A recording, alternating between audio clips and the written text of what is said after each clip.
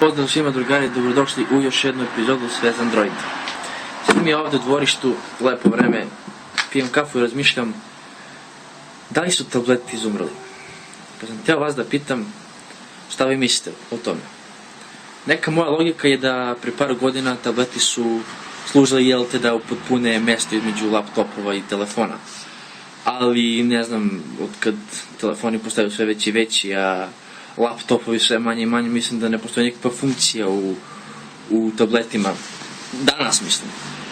Ali ja mislim, ne znam, neka su se za telefon smatralo da je veliki telefon ima 4,3 inča, ja mislim.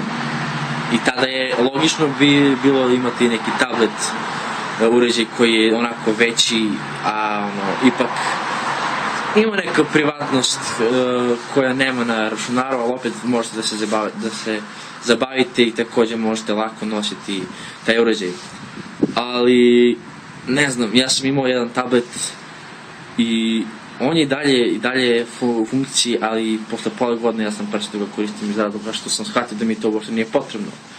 Ali jednostavno želim da čujem vaše mišljenje, šta vi mislite o tablet uređajima. I ako vam se sviđa klip, naravno, udarite like, subscribe i tako. Vidimo se.